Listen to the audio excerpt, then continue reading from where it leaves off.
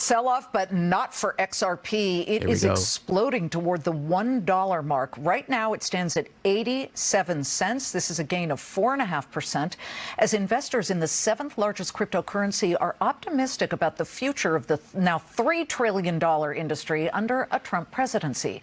The blockchain payments company Ripple, which uses XRP to enable transactions, jumped dramatically since election night.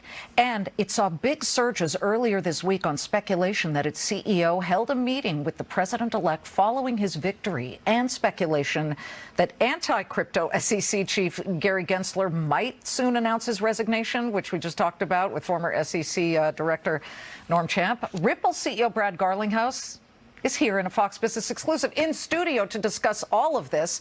Okay, a 70% gain since Election Day. Let me guess, you are a Donald Trump fan, at least, of a presidency as he oversees a crypto world that he's very open-armed to. For sure. Like, what a difference 10 days makes. We, for years in the United States, have had an attack on the crypto industry. It's been war. And we finally, I think, have, a crypto president. The crypto industry has embraced Trump. Trump has embraced the crypto industry. He really has. He really has. I think it's very genuine. And I think he sees the opportunity. He sees innovation. He sees entrepreneurship. And look, I'm very excited about what the future holds. I'll point out, you were saying that XRP is up 70+%. Since Election Day, the best performing crypto assets are all U.S. companies or U.S. technologies. This shouldn't be a surprise. The United States SEC has been manipulating and putting pressure on these U.S. companies, U.S. technologies, and now that pressure comes off and they explode upwards. So we shouldn't be surprised by that. So that is since when that it's all U.S.? That really since Election Day. Okay, since Election Day, then that really makes sense. It does, and if you could even put a number on this, like what has Gary Gensler's war on crypto? You can put an amount on it. We went from 2.2 trillion to basically 3 trillion. So this was an $800 billion unlock, just because we now are going to have rational actors who act lawfully. You know, as you know well, states have now even participated in suing the SEC and saying you are not acting lawfully and enforcing the laws. I got to ask you, the price of XRP earlier this week spasmed. It jumped about 10% after you liked a tweet earlier that suggested you may have met with President-elect Donald Trump. Any truth to those rumors? I mean, I think like many of your guests today, I'm not going to comment on too many specifics here. Suffice it to say. Okay, that's a yes. No, I'm kidding. I'm kidding. But I respect that. But to me, it's a yes.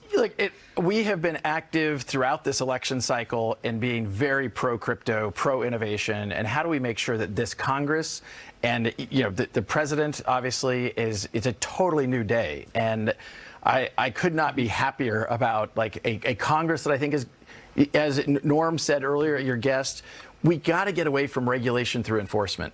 That makes no sense. What about this yesterday, this lawsuit filed by 18 attorneys generals, I believe all from Republican states, suing the SEC, saying that they are allegedly overreaching when it comes to crypto regulation? Did you know that was coming at all? We did not. And I say to all 18 of those attorney generals, welcome to the party.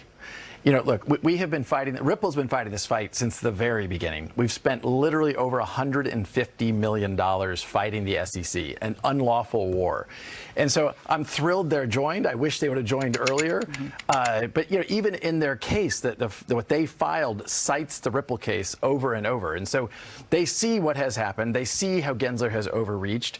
And I only wish there was a way to hold the SEC, hold Gensler, hold some of these people accountable. And we should say that earlier this week, Robinhood relisted XRP on its platform, driven by what they believe might be this new, more welcoming regulatory environment? For sure. I mean, this goes back to like the U.S. has finally unlocking this hostility.